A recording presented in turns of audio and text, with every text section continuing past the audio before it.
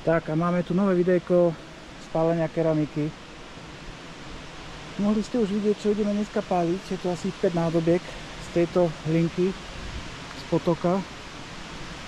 Budeme to páliť v tejto piecke. Je trošku čierna, lebo minulo sme usušili, tak ščernala, ale po vypálení ona bude pekne oranžová, tak do červená. A tu som ešte stihol spraviť taký hek, lebo trošku sa nám prepadol spodok počas 3 rokov pálenia a plamene vlastne všetky šľahali odtiaľto, no tak tu som mal takýto rošt, aby tie plamene išli cez komín a nešli takto vonku z boku. No je to mokré, ale tak snad to vydrží. Dobre, idem tam pomaly narvať keramiku, teplomer, čidlo, môžeme ísť na to. Tak 5 nádobiek je tam, jedna je zdobená. Poďme na to. Tak máme tu takéto provizorné podmienky. A ako môžete vidieť, máme tu krásnu výheň. Sa tam budem dať kameru úplne.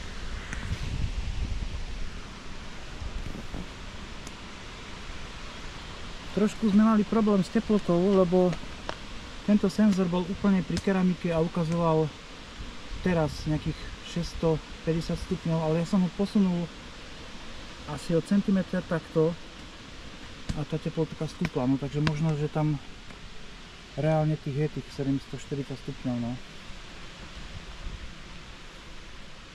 Problém stále je unikajúci oheň odtiaľto. Teraz sa až tak nevidno, ale keď človek priloží, tak ako keby ten komín neťahá ten oheň hore. Ale ťahá ho takto. Nevadí, tých 750 tam je, tak ja to ešte skúsim na tú 100 a možno to bude dobré.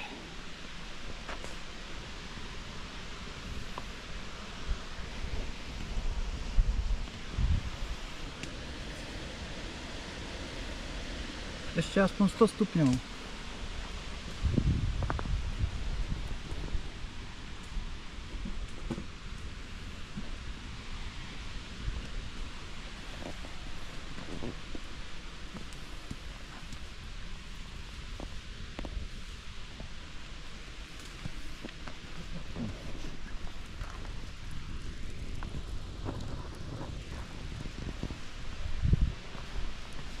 Zasekli sme sa tu na 760.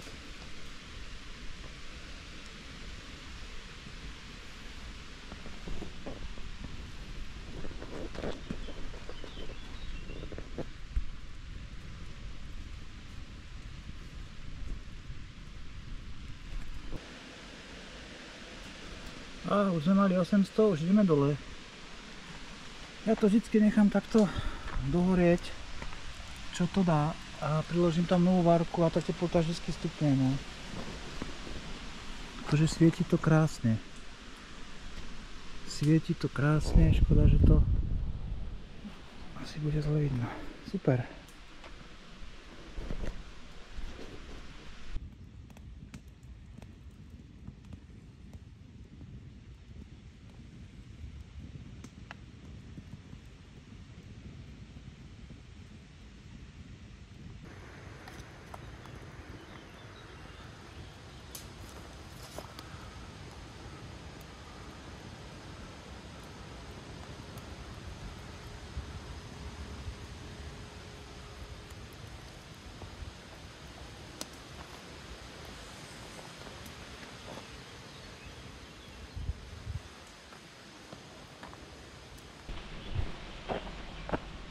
Tak máme po výpale.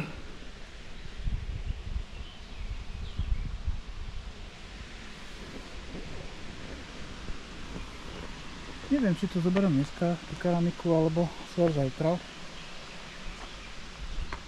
Ešte odtiaľ sáva strašne teplo a dneska má pršať v noci, tak má prísť búrka. Tak neviem, či to tu nechám len takto. Poklop trošku sa zosunul, preto tu možno horšie horelo.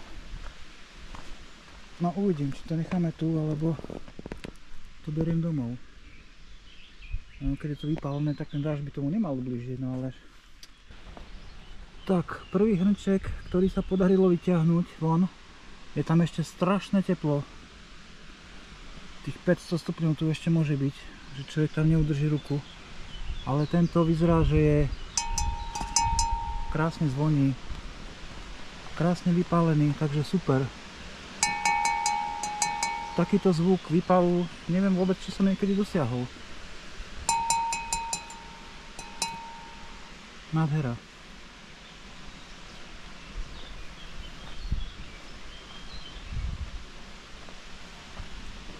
No ešte tieto 4 vyťahnuť, ale no dneska to budeme musieť, lebo ak príde búrka, tak bude škoda, keď to tu ostane.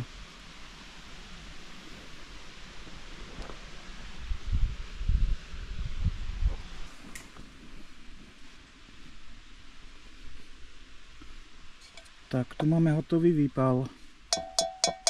Začali sme asi o 11:30 a teraz je 3 hodiny presne, kým sa to vyťahlo z piecky. Krásne vypálené. Hej, takže vidíte, môžete si takto v prírode páliť keramiku aj vy.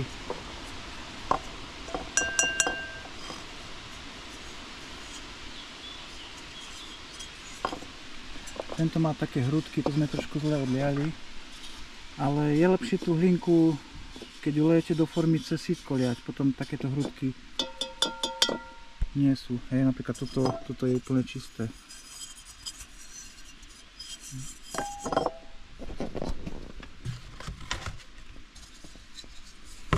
Tak, ako sme hlinku doniesli, tak aj naspäť zanesieme.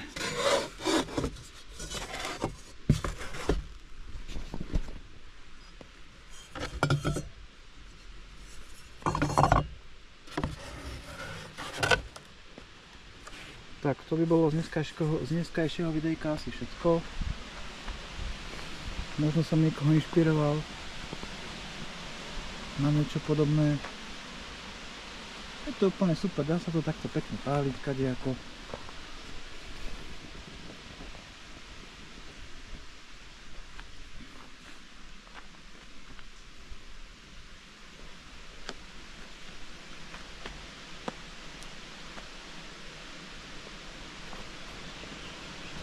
Tak vidíme sa možno pri ďalšom pálení.